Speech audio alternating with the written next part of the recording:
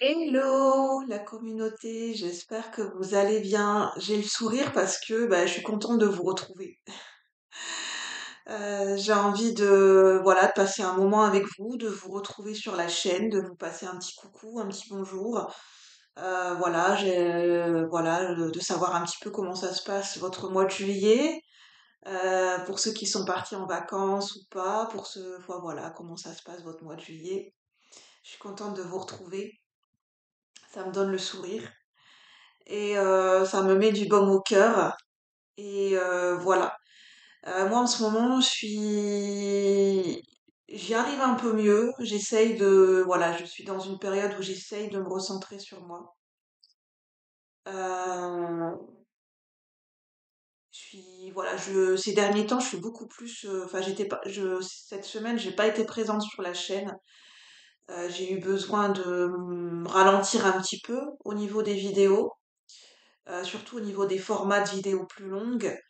Et j'étais plus sur Instagram. Pour ceux qui me suivent sur Instagram, c'est julie.faeri, Faeri12. Si vous voulez me suivre, hein, si vous avez envie d'aller sur Instagram, si vous avez déjà un compte Instagram et que vous voulez faire un tour par curiosité, je serais ravie de vous lire sur Instagram. Je partage d'autres inspirations et c'est une autre manière de communiquer sur Instagram. C'était plus en ce moment, c'est plus rafraîchissant d'aller sur Instagram parce que c'est une autre manière de communiquer. Et puis, au niveau des énergies, ça me fatigue moins parce que c'est vrai que faire des vidéos longues, ça demande quand même une certaine dose d'énergie. Et cette énergie, je l'ai pas toujours. Et ça demande de l'ancrage et cet ancrage, il n'est pas toujours présent. Voilà, je suis pas quelqu'un, voilà, l'ancrage et moi, ça fait deux. Ça va un petit peu mieux, mais ça, voilà. Et en ce moment, je suis aussi dans des énergies, je pense que je suis pas la seule, des énergies assez vulnérables, assez fleur de peau, euh, des émotions très très changeantes, très particulières, beaucoup, enfin non, peut-être pas beaucoup, mais beaucoup dans mon intériorité, dans mon émotivité, et pas forcément les mots pour l'exprimer. Voilà. Et je me rends compte que je suis dans une période où j'ai envie d'être moins dans l'analyse. Euh, je suis quelqu'un de très mental et enfin, j'aime bien être quelqu'un de très mental, ça me sert beaucoup mon mental, mais il y a des moments en fait ouais, je me dis ça me saoule en fait d'être toujours dans l'analyse, de tout analyser, ça, enfin je commence à me rendre compte qu'il y a des moments ça me saoule de tout intellectualiser, tout rationaliser, ouais, je commence à me dire je suis en train de me gaver tout seul comme une oie quoi. Mais ça fait partie de moi, voilà. En tout cas, j'ai envie d'être sur ce chemin de m'accepter de plus en plus. Je sais pas si vous êtes sur le même chemin que moi. J'avais envie de vous partager avec sincérité dans quelles énergies je me trouve en ce moment. Aujourd'hui, je suis contente, j'ai reçu un colis. J'ai découvert enfin un peu plus amplement la chaîne de l'Oracle. Donc L apostrophe Oracle, Auracle. Donc la chaîne de Laura, qui a sa boutique, son site internet où elle crée ses propres oracles. Et je viens juste de le recevoir et je trouve qu'il y a vraiment des oracles très très intéressants. Il y a un peu de tout sur sa boutique, donc n'hésitez pas à aller faire un tour. Si ça vous dit, c'est l'oracle, donc L apostrophe Auracle de Laura, messagère des anges. Donc elle a une chaîne YouTube, un Facebook et un Instagram. Donc voilà. Je sais pas si vous allez voir.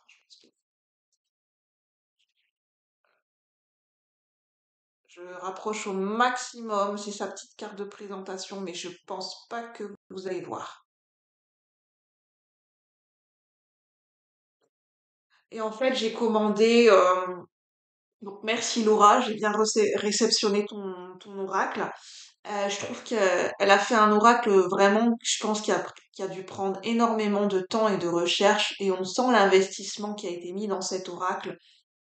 Il y a quand même 85 cartes. C'est un oracle qui reprend des tableaux de la mythologie grecque et romaine, beaucoup plus la mythologie grecque. En plus, ce qui est génial, c'est que sur son site internet, elle a mis une vidéo de YouTube de présentation de cet oracle. Elle met plus d'une heure à vous présenter cet oracle. Il n'y a pas beaucoup de personnes qui passent une heure à présenter un oracle. Et là, vraiment, j'ai écouté, j'ai eu plaisir à écouter la présentation de cet oracle parce que vraiment, on sent qu'il y a la passion. Il y a la passion derrière. Et, euh, et moi qui aime bien la mythologie, je me suis dit, bah, ça m'a donné envie d'acquérir cet oracle. Donc merci beaucoup Laura. Il y a vraiment, c'est des tableaux, c'est des représentations de peintures et de tableaux où en fait il n'y a plus de droit enfin je sais pas comment dire. C'est de l'ordre public maintenant. À partir du moment où on dépasse 70 ans, ça passe dans l'ordre public. Alors j'ai envie de faire comment dire? Je suis désolée, j'ai un peu du mal à parler en ce moment. J'ai envie de faire un tirage avec l'oracle, le Mythological Oracle, si c'est bien ça, comme ça qu'il s'appelle. Euh, j'ai plus le nom. Je sais plus. Ça doit être Mythological Oracle. Oracle. Par contre, les interprétations sont livrées sur un PDF, sur Internet, sur un PDF, donc je les ai pas avec moi. Je le ferai imprimer, mais en fait, ça me dérange pas de l'avoir en PDF, ça me dérange pas du tout. Donc voilà les cartes, format un petit peu mini, c'est génial. C'est un peu format pocket, mais un peu plus grand. Là, c'est le dos, donc c'est un tableau avec la représentation de Pégase. Donc on a une muse sur Pégase. Donc je pourrais pas vous dire hein, le nom des tableaux et l'année parce que j'ai pas le PDF avec moi et je suis pas spécialiste des tableaux de la mythologie grecque et romaine. Je pourrais pas vous dire. Je vous le présenterai. Je vous présenterai cet oracle une autre fois. Donc là, par exemple, on a la représentation de Charon ou de Caron. Caron peut-être. C'est celui qui fait passer les âmes, en fait, c'est le passage en enfer sur le bateau pour aller jusqu'au royaume de l'enfer avec Hadès. C'est celui qui fait transiter les âmes, en fait, d'un royaume à un autre pour aller dans le royaume des enfers. Ça représente le passage des âmes. On a par exemple les Furies, on a Némésis, Eros, qui est le dieu de l'amour, Cerbère, le chien des enfers, le chien à trois têtes, Athéna, la déesse de la sagesse et de la stratégie militaire, Hermès, le dieu des messagers.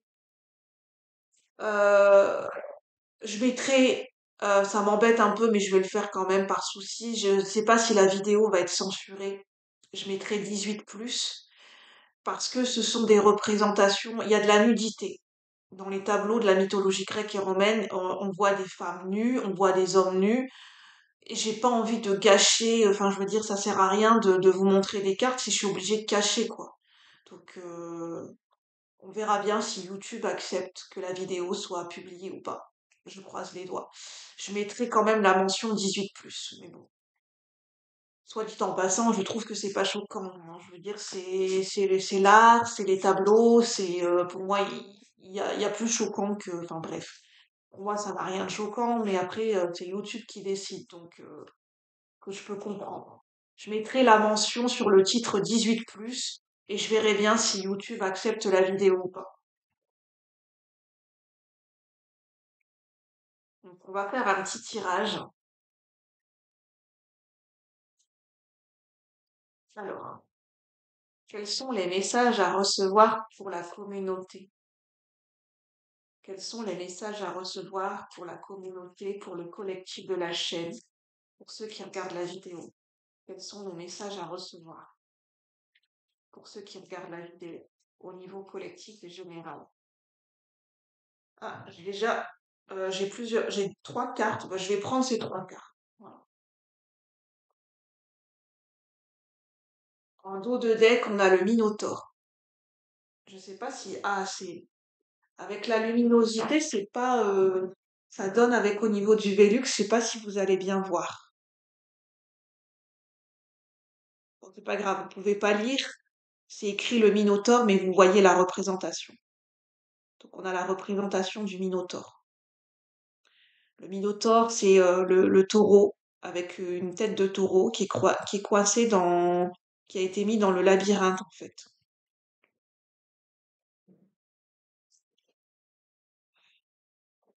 C'est aussi l'histoire avec le fil d'Ariane.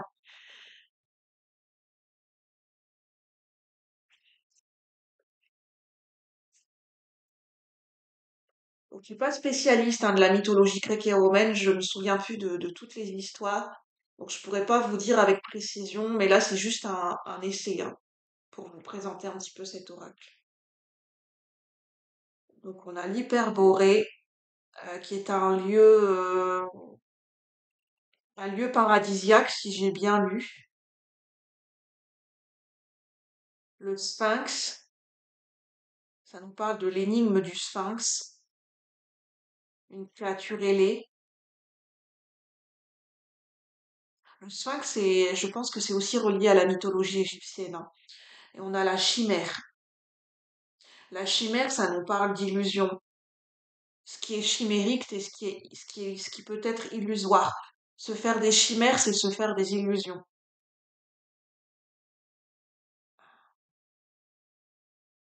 Je vais vous montrer les cartes.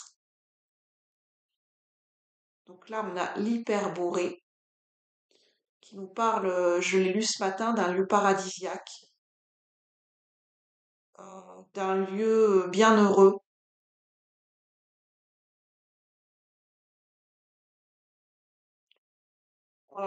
Au niveau de l'interprétation plutôt négative, on va dire ça comme ça, on parle d'un lieu qui peut être mal défini et lointain. C'est ce qui est marqué au niveau du PDF que Laura a fait. On a le Sphinx, donc qui est une créature ailée.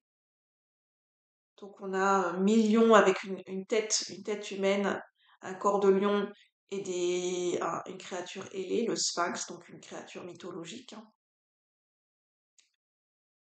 On parle beaucoup, c'est l'énigme du Sphinx, le Sphinx qui pose une énigme. Et on a la chimère. C'est marrant, on a deux créatures mythologiques.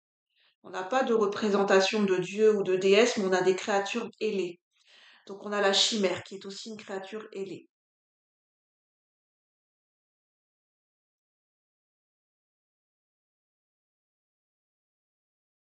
Je sais pas si vous allez bien voir. Donc, on a un corps de cheval, une créature ailée. On a la chimère.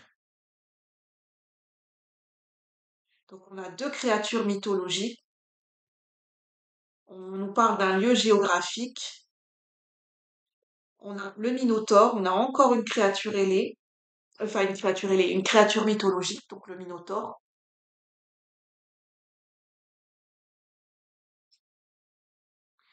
Je j'irai vérifier, mais je crois que en fait, dans le PDF, les dieux, les déesses, et puis les différentes représentations mythologiques grecques et romaines sont classées par catégorie. Dans le PDF, ça a été par Laura, la créatrice, ça a été classé par catégorie en fait. Je ne sais plus si le Minotaure est classé dans la catégorie des créatures mythologiques. Je suis pas sûre.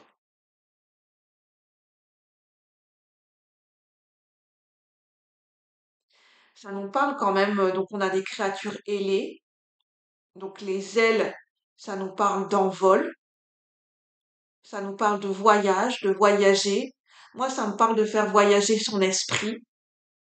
Ça me parle des rêves, en fait. Là, je pense qu'on a le monde des rêves. Avec l'hyperborée, la chimère qui peut nous parler d'illusions. Mais les chimères, ça me parle aussi de rêves lointains. Ça peut rêver, littéralement, quand on est éveillé. Ça peut parler de rêves éveillés, de rêves lucides. Ça peut pas parler de rêves quand on est en train de dormir. Vous savez, des fois, le rêve et l'illusion, ce sont des dimensions qui se touchent. Le fait de, ça nous parle d'ancrer ses rêves dans la matière. Parce qu'à un moment donné, quand les rêves ne sont que des rêves et ne sont pas ancrés dans la réalité de tous les jours, ben, ça peut se transformer en illusion.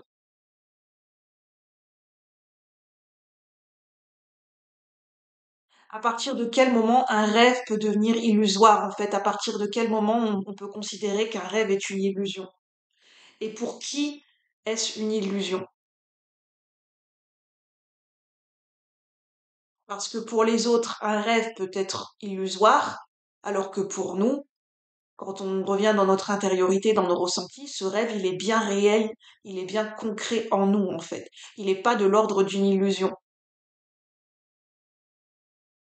Et que nos rêves nous appartiennent, en fait. Les rêves, c'est nous qui le ressentons à l'intérieur de nous-mêmes, et qu'on n'a pas tous les mêmes rêves.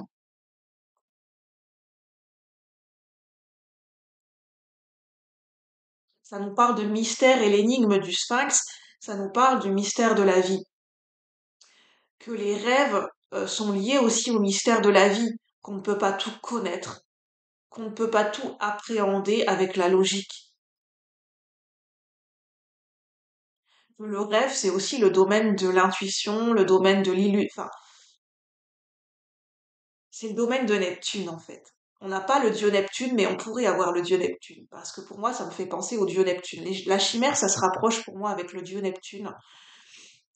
La planète Neptune et le dieu Neptune, c'est tout ce qui est du domaine des rêves, du domaine de l'imaginaire, du domaine de l'intangible. En fait, un rêve, c'est tout ce qui se crée de par notre imagination. Et ce qu'on peut visualiser avec notre imagination, on peut le créer. À partir du moment où on le rêve, on l'imagine, on peut le créer dans la vie de tous les jours. C'est de créer un monde, de créer un pont et un monde, un passage entre le monde du rêve et le monde de la réalité tangible et terrestre de tous les jours. Et le Minotaure, ça me parle de Dédale et de labyrinthe. Le labyrinthe, c'est de trouver son propre chemin. Et pour trouver son propre chemin et trouver son propre sens, c'est d'apprendre à se perdre. C'est en se perdant qu'on se retrouve.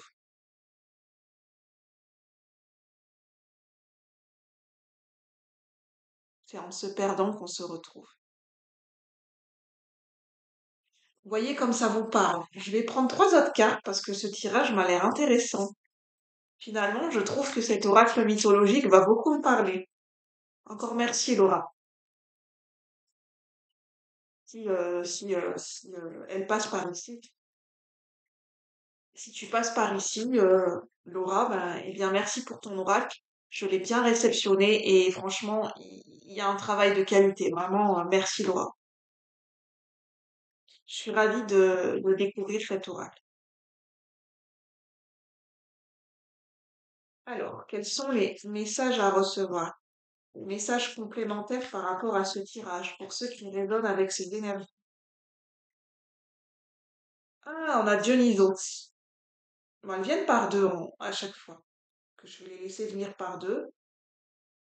On a Antigone. Antigone, elle est venue à moi ce matin pour un tirage personnel et ça me parlait de dilemme cornélien. Ça me parlait de dilemme, d'être un petit peu en dualité avec soi-même. Ça me parle d'une dimension d'une pesanteur. Antigone, ça peut me parler parce que c'est une tragédie. Ça peut me parler d'une dimension de pesanteur. D'avoir conscience des choses et le fait d'avoir conscience des choses, ça peut amener une pesanteur. On a Héphaïstos, donc c'est le dieu des forges. Là, c'est un forgeron. Héphaïstos, c'est le dieu Vulcain aussi. Donc il est en train de forger. Ça nous parle de forger ses rêves.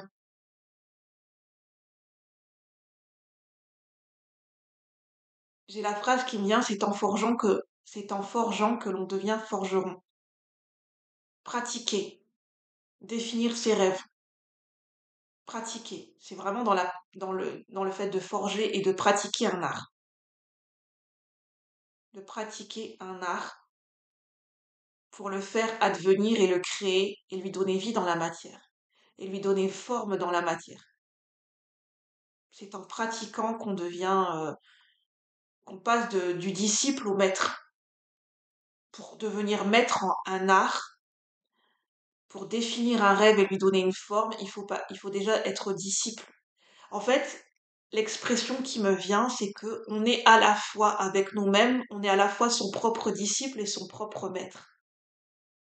On est à la fois apprenti et maître. Parce qu'on est dans la vie, on est toujours, c'est l'école de la vie, on est toujours sur un chemin d'apprentissage. On apprend soi-même et on enseigne aux autres ce qu'on a expérimenté nous-mêmes. C'est ça aussi le chemin de la vie. C'est aussi le message d'Héphaïstos pour moi. Je sais pas si vous voyez bien.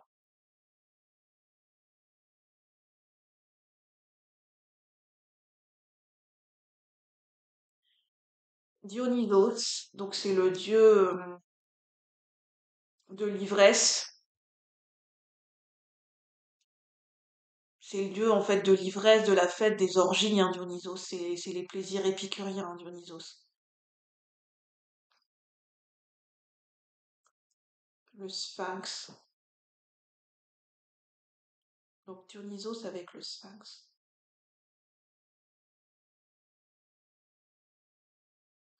En fait, pour moi, l'énigme du sphinx qu'elle vient nous poser comme énigme, comme questionnement, le sphinx, par rapport à Dionysos, c'est est-ce que tu préfères jouir d'un plaisir immédiat, peut-être fugace, qui ne va peut-être pas s'ancrer sur du long terme? C'est satisfaire un désir. Est-ce que tu préfères satisfaire un désir immédiat, fugace, qui ne pourra peut-être pas s'ancrer sur du long terme, ou tu préfères attendre ou tu préfères être dans la patience et dans une certaine sagesse et une certaine vertu, et avoir un résultat beaucoup plus tardif, mais qui sera beaucoup plus jouissif, parce qu'il va s'ancrer sur du long terme. C'est l'énigme du sphinx. Qu'est-ce que tu préfères? Il n'y a pas de bien ou de mal, c'est juste toi, qu'est-ce que tu préfères? Qu'est-ce que vous préférez à un instant T? Par rapport à un rêve, par rapport à un projet?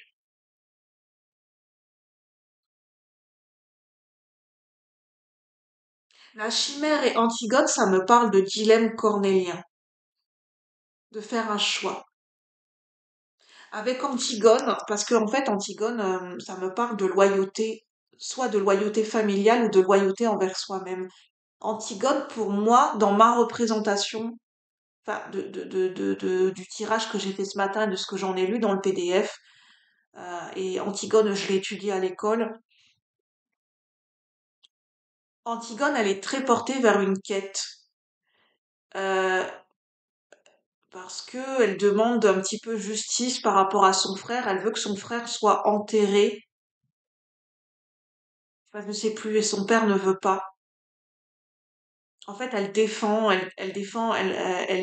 la cause de son frère par rapport à ses funérailles, je crois. Après, il faudrait aller relire, hein. Il y a un livre, c'est la tragédie, c'est le livre La tragédie, c'est Antigone de Jean Anouilh. Anouilh, Anouilh. Je sais pas comment on dit. Je sais plus comment on prononce. Mais ça me parle de vers où se porte notre loyauté et jusque où se porte notre loyauté et où on se situe dans tout ça. Et où se situe notre loyauté envers nous-mêmes.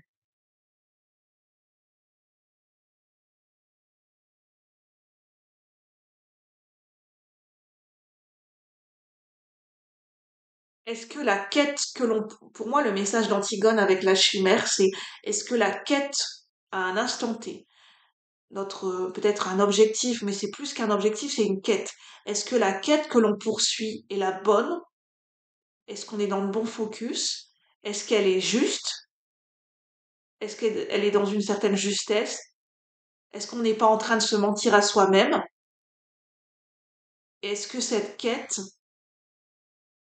elle est juste, elle est vraie pour nous, elle est pure, elle est authentique ou elle est ou elle est plutôt illusoire parce qu'elle est de l'ordre de l'ego, de l'ordre du mental. Mais attention, une quête qui est de l'ordre de l'invisible et de l'impalpable, quand on est guidé par nos ressentis ne sont pas visibles, ne sont pas de l'ordre du tangible et du concret dans la matière, mais c'est pas pour autant que c'est illusoire. Parce que nos ressentis, ils ont une dimension impalpable et intangible, mais ça ne veut pas dire qu'ils sont illusoires. Donc là, il y a des questions à se poser, à replacer les choses dans leur contexte. Ça nous parle d'introspection, à replacer les choses dans leur bon contexte et à se poser les bonnes questions avec Antigone et la chimère. Avec Athéna en dos de deck, ça nous parle de faire preuve de sagesse. Quelle est la synthèse de ce tirage? La synthèse, une carte de synthèse. Circé. Circé, c'est la magicienne. Circé, elle est coincée sur son île, je crois, hein. Oui, bah Circé, de toute façon, c'est la magicienne, c'est une magicienne. Donc ça nous parle de magie, ça nous parle d'illusionniste. Avoir être magicien ou magicienne, c'est être capable de manifester des intentions dans la matière. Ça me fait penser aux magiciens dans le tarot. Attention à ne pas s'auto-manipuler et ne pas s'auto-illusionner soi-même. Parce que des fois, le pouvoir de notre mental, de nos pensées est tellement fort, est tellement puissant et tellement prégnant en nous que notre mental et nos pensées peuvent prendre le dessus sur notre intuition et nos ressentis. Et dans ces cas-là, il y a un déséquilibre en nous, une forme de dualité et de choix cornélien en nous, où on ne voit pas la porte de sortie de ce labyrinthe avec le Minotaure. Attention à ne pas s'auto-illusionner, s'auto-manipuler par nos propres pensées, notre propre mental. Parce que ce que l'on pense, c'est tellement présent et tellement prégnant que ça en devient réel. Et ça en devient tellement réel pour nous, ça en devient une croyance que ça se manifeste dans la réalité de tous les jours. Et ça nous renvoie notre propre miroir. Et en fait, ça donne une confirmation à notre mental et à nos pensées. Parce qu'on l'a manifesté. Mais est-ce que pour autant on a envie d'accorder tout notre crédit à nos pensées, à notre mental, au détriment de notre intuition et de nos ressentis? Elle est là l'illusion. Parce que là, on est en train de donner corps et de donner vie et de donner trop de pouvoir à un mental qui s'illusionne lui-même peut-être. Parce que nos pensées, notre mental ne détiennent pas toute la vérité de notre être et de notre situation. Attention à bien équilibrer le mental, l'intuition et les ressentis. C'est le message de Circé. Parce que ce que l'on pense, on le crée dans la réalité. C'est ça notre pouvoir d'intention et de manifestation. De faire preuve de sagesse et d'utiliser notre pouvoir de manifestation à bon escient. Et c'est un travail de tous les jours, d'introspection, de remise en question. Waouh, magnifique, j'adore. Très puissant cet oracle. J'avais envie de l'utiliser avec vous et je pense que on va. Merci Laura parce que je pense que je vais pouvoir délivrer même pour moi-même et pour la communauté des messages très puissants et des messages très perspicaces. Je pense qu'avec cet oracle, ça permet d'aller très très en profondeur. La preuve en est. Et ça pose beaucoup. Pour moi, c'est un oracle introspectif. C'est un oracle prédictif, mais c'est aussi un oracle introspectif et de guidance. Donc merci Laura. Je pense que je vais pouvoir vraiment vraiment rentrer en profondeur avec cet oracle. Je suis contente de l'avoir entre les mains. Merci Laura. Donc c'est la chaîne de l'oracle. L apostrophe AURACLE. Donc Laura qui a sa chaîne YouTube. du même nom, son site internet et son Instagram et son Facebook. Donc n'hésitez pas à y faire un tour, vous ne serez pas déçus. Messagère des anges. Sur ce, je vous souhaite une bonne journée, un bon mois de juillet et je vous retrouve bientôt pour de nouveaux partages. N'hésitez pas à me dire ce que vous en avez pensé de ce tirage. Je vous remercie. À bientôt la communauté. Bye bye. Merci de votre soutien et merci pour les personnes qui m'ont soutenu dernièrement, qui se reconnaîtront. À bientôt. Bye bye. Merci.